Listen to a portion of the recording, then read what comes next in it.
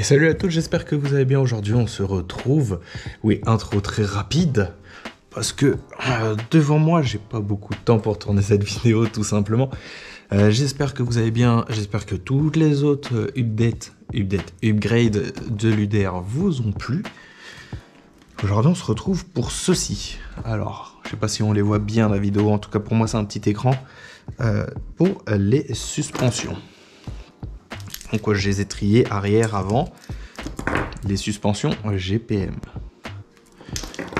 Regardez déjà l'épaisseur des tiges. Vous vous en rendez peut-être pas compte, mais c'est énorme. Donc c'est des gros volumes. Il existe deux modèles. Normalement j'avais commandé la version 2. La version 2, elle a un petit truc ici, une petite vis réglable. Voilà. J'ai reçu cela. Tant pis, c'est pas grave.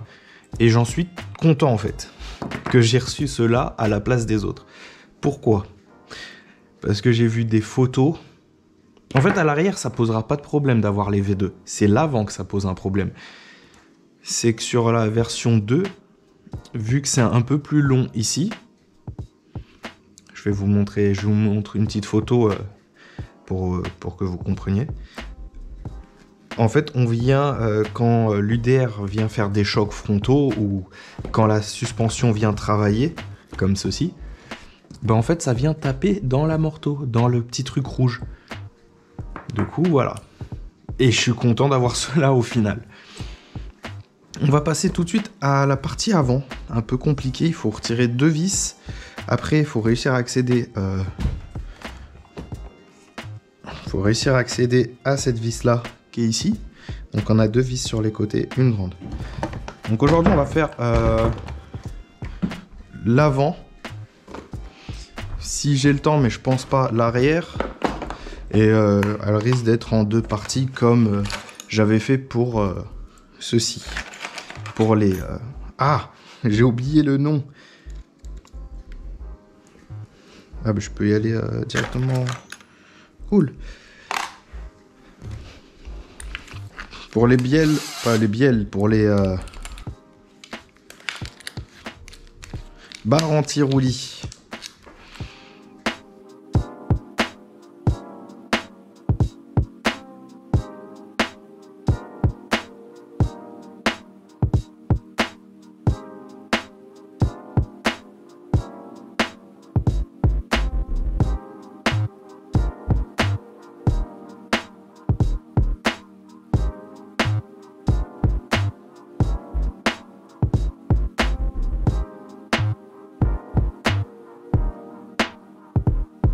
Ben une fois que tout est enlevé, les tiges qui tiennent les suspensions, les vis en haut, il n'y a plus qu'à enlever. Hop. Donc voici celle d'origine. Franchement, je peux appuyer à l'aise avec le doigt. Elle, j'ai un peu plus de difficulté. Ah ouais, vraiment. Le ressort, il joue bien son rôle. Hein. Ouais, lui, j'ai plus de difficulté. Oh, l'arbre, c'est juste fou.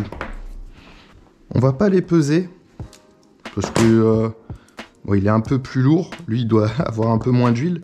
On va juste regarder la taille de cet arbre. C'est du 5 mm. Celui d'origine, c'est du 3 mm et demi. Donc ouais, ça change quand même. Là on est sur du 2 mm de ressort. Après 2 aussi. Mais il me paraît plus épais. Après c'est peut-être parce que je le prends mal. Je sais quand on prend en diagonale. Bon, on est sur du 1,5 en fait. Et là sur du 2. Du coup on a un ressort plus épais. On va retirer l'autre. Sur celui-là, ouais, il a fuité. Hein. Et on voit qu'avec le temps, après là, on voit pas trop ça bouge, ça va. Mais lui, il y a du jeu. Hein. Moi, je le sens à la main. Là, j'avais remplacé les barres par du titane, mais on n'en aura plus besoin. Alors, comment ne pas confondre l'avant et l'arrière? C'est flagrant. Pareil pour les ressorts, ils sont plus grands. Et encore, je vais les mettre tous les deux à la même taille. On voit la différence quand même, hein. Celui que j'ai là est plus court que celui-là. C'est comme ça aussi qu'on reconnaît les pièces.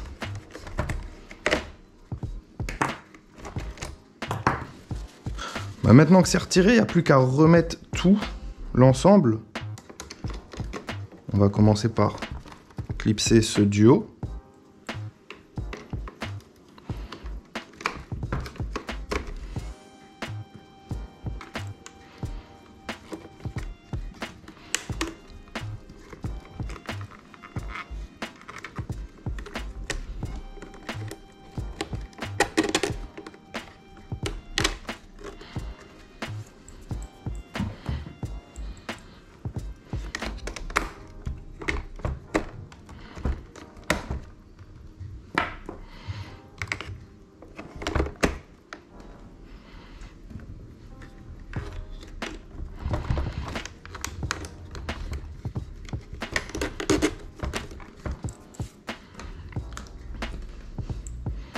On remet les petites biellettes, les axes.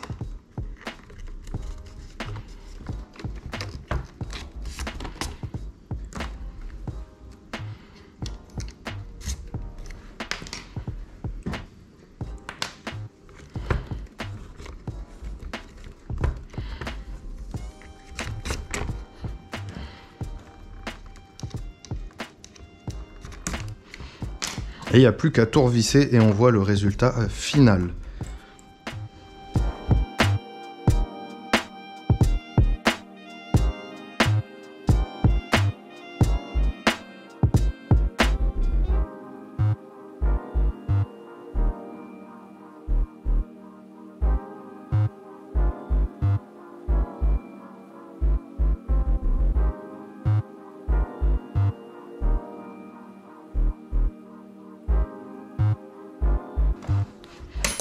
Ok, c'est fini. Et je sais pas de face si ça rend bien. En tout cas sur le côté c'est magnifique.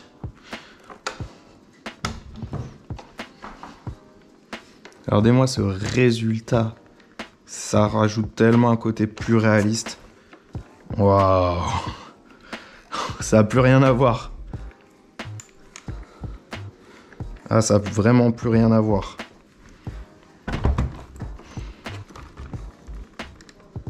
Et vous voyez là, le triangle, je touche même pas. Alors que si j'aurais pris la version V2, j'aurais touché à chaque fois. Alors, le résultat est juste bluffant. Il est juste magnifique. Petit récapitulatif.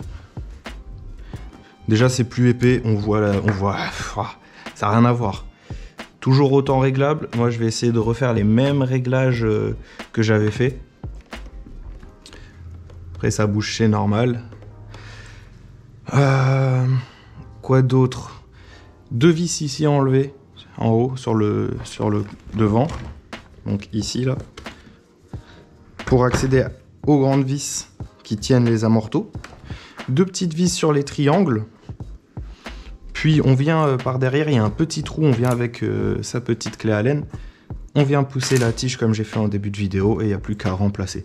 L'arrière, ça va être relativement pareil. Cette vidéo dure déjà à peu près plus de 10 minutes. J'espère qu'elle vous a plu et on se retrouve pour la partie 2. En tout cas, pour vous, c'est dans la même journée. Et pour moi aussi. Et après, ceux qui regardent en décalé, c'est pas dans la même journée, bien sûr. Mais voilà. Un petit pouce bleu, un petit commentaire, n'oubliez pas le petit bouton abonné, ça fait toujours plaisir, ça fait un peu de référencement aussi, et ça peut aider peut-être d'autres personnes qui sont dans la difficulté. Moi je vous dis à tout à l'heure pour la suite. Salut!